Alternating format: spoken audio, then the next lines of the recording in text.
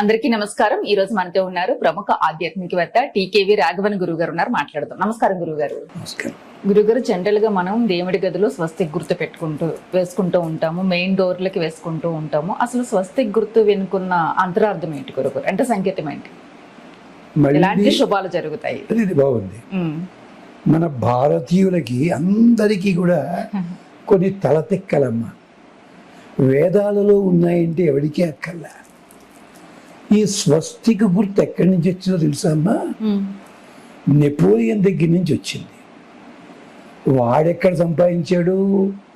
మన వేదంలో ఉన్నవే జర్మనీ భాష, రోమన్ భాషలోకి వెళ్ళాయి, అక్కడ ఉంటాయి. ఇది స్వస్తిక్ అని పేరు పెట్టాం మనం. లేదమ్మా, స్వస్తికం అంటే సు అస్తి కం, నీకు క్షేమం కలగాలి, కం సుఖము కలగాలి. అంటే రకరకాల యంత్రాలు ప్రయత్నించక్కల. స్వస్తిక్ గుర్తులో ఉన్నది చూసినట్టయితే అన్నీ ఒకే డైరెక్షన్లో కనిపిస్తుంటాయి. అంటే ఎలాగా? ఒక చక్రం తిరుగుతోందనుకోండి, తిరుగుతుంటే అది ప్రదక్షిణపూర్వకంగా తిరుగుతుంది. ఓన్స్ ఇక్కడ చూసాం, అరే ఇది ఇక్కడికి వచ్చింది, అరే ఇక్కడికి వచ్చింది. అంటే కాల నియమము, కాలచక్రమే స్వస్తిక గుర్తుగా వాళ్ళు మార్చుకున్నారు. 2 జడ్ ఆకారాలు కలిపి పెట్టుకున్నారు. కానీ మన పద్ధతి అది కాదు. స్వస్తికం అంటే వేదంలో ప్రత్యేకించి వేసే ఒకనొక ముగ్గు, అది ఆకారం అలా ఉంటుంది. స్వస్తికం అంటే సు అస్తి, క్షేమముగా ఉండాలి. ఆ క్షేమంగా ఉండాలంటే ఎటు పక్క నుంచి చూసినా, ఇంట్లోకి చూసినా, ఇంట బయట చూసినా, మరి చూసినా. అందుకని మనకి శ్లోకం ఏముంది? స్వస్తి ప్రజాభ్య పాలయంతాం న్యాయేణ మార్గేణ మహీం మహీష. అక్కడ స్వస్తి సు అస్తి, క్షేమము కలగాలి. అంటే వేదం చదివిన వాళ్ళు ఎంత చేస్తారు, కానీ గుర్తుని పల్లెటూళ్ళల్లో లేదా కొండ జాతి వాళ్ళు అందంగా పెట్టుకుంటారు. అంటే ఏమిటి? వాళ్ళకి వేదమంత్రాలు లేకపోయినప్పటికీ ఈ గుర్తు పెట్టుకుంటే ఈ గుర్తు వల్ల క్షేమం కలుగుతుంది. పైగా ఆ గుర్తు ఎలా పెడతారంటే జనాలు ఎక్కడ తిరుగుతారు, ఎటు పక్కనుంటారో చూపించడానికి ఆ గుర్తు పెడతారు.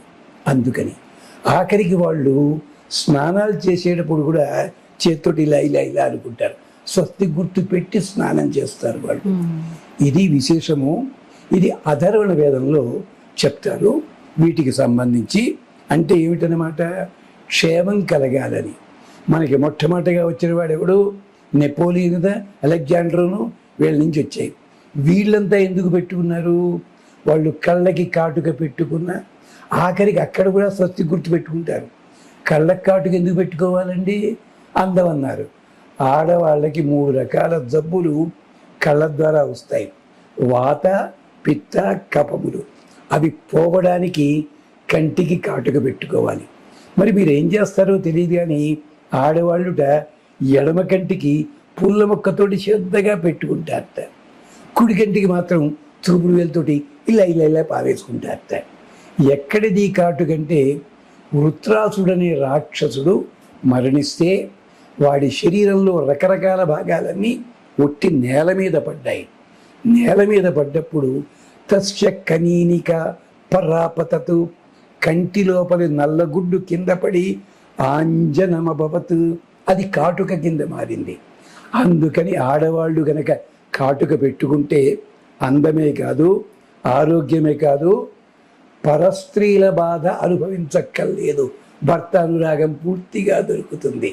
అందుకని మరి మగవాళ్ళు యుద్ధానికి వెళ్ళేటప్పుడు కాటుక పెట్టుకుంటారే వీళ్ళు, అదొక సాంప్రదాయంలో ఉంది వాళ్ళకి. వాళ్ళకదే వాళ్ళు వేరే కాటుక పెట్టుకుంటారు. ఇది అలాగే బ్రహ్మచారి కాటుక పెడతారు, పెళ్లి కొడుక్కి కాటుక పెడతారు. ఇలా వీటన్నిటికీ కూడా ఎక్కడి నుంచి వచ్చింది? స్వస్తిక్ గుర్తు, స్వస్తికం, అది అక్కడి నుంచి వచ్చింది. అంటే వృత్రాసుర వధ అక్కడి నుంచి మొదలైనవి. ఇవన్నీ కూడా మనకి క్షేమం కలిగేలా ఉండాలని రకరకాల గుర్తులు, రకరకాల సాంప్రదాయాలు ఇవన్నీ వచ్చాయి. ఇది మనకి తెలియక ఆ గుర్తే మనం పెట్టుకుంటాం. నెపోలియన్ దాన్ని రివర్స్ చేసి పెట్టాడు పాపం మహానుభావుడు. అది విశేషం. అందుకనే ఒలింపిక్స్లో కూడా స్వస్తిక్ గుర్తే పెడతారు అక్కడ పట్టుకుని పరిగెట్టుకుని. ఇది దీని వెనకాల ఉన్న అంతరార్థము. సు అస్థి. అస్థి అంటే మనం జీవించి ఉండడం.